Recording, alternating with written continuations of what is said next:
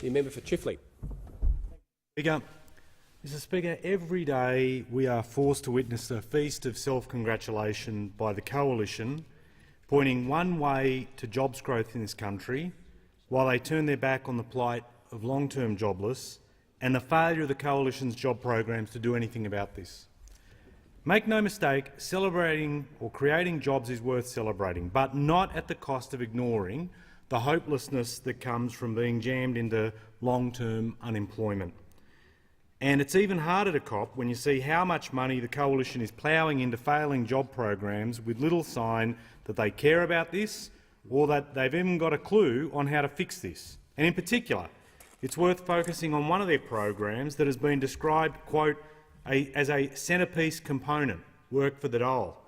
This program is failing young Australians in their effort to get work. It's being used to punish the jobless instead of putting them into work. The complaints I receive from young Australians forced to take part in it, along with those who supervise them while they're in it, can't be ignored. For the overwhelming majority of young people who go through Work for the Dole, they will not get into work. Just this week in estimates we had confirmation of this. Over 70% of Work for the Dole participants are not in jobs just months after finishing the program. And in their hearts the Coalition knows this is a dud program. They're slinking away from it, cutting back places, creating alternative programs to it. Consider this.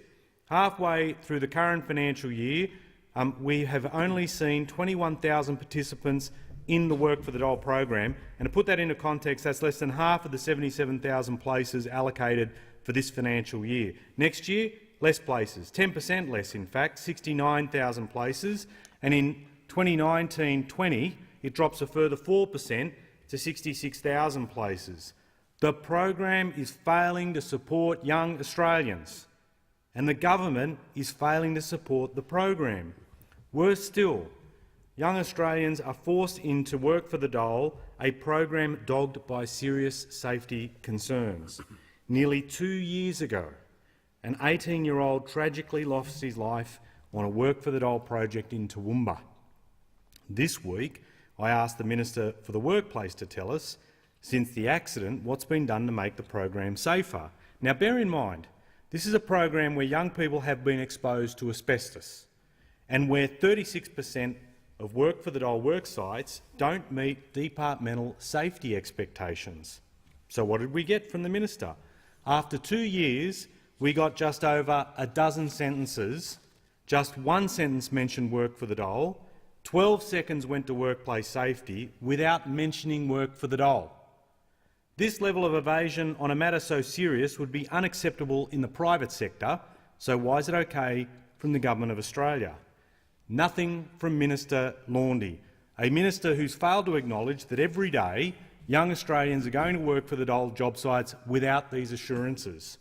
Every day parents of these young Australians are watching their kids go off to Work for the Dole job sites without these assurances.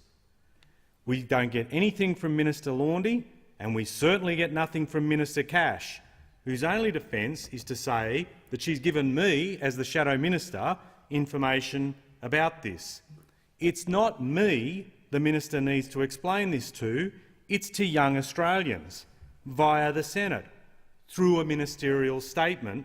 And while the minister is at it, tell us, what will you do to make this a program that puts young Australians into work instead of punishing them for being out of work?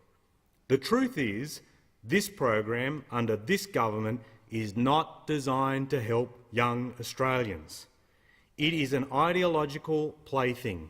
It's using the jobless to satisfy a long-held coalition belief that if you make the lives of young Australians intolerable, it'll drive them off welfare. We want young Australians in work. We want them skilled up, making a difference. We don't want them sitting on their hands. They don't want to be sitting on their hands, so let's get them working. And the challenge to the coalition is this. If you haven't got the wit or smarts to make this program work, then get rid of it and put something in place that does work. Young Australians deserve better than a failing coalition government that talks jobs and growth on the one hand while turning their back on the plight of long-term jobless on the other. The member for Mallee. Thank you, Mr Deputy Speaker. I wish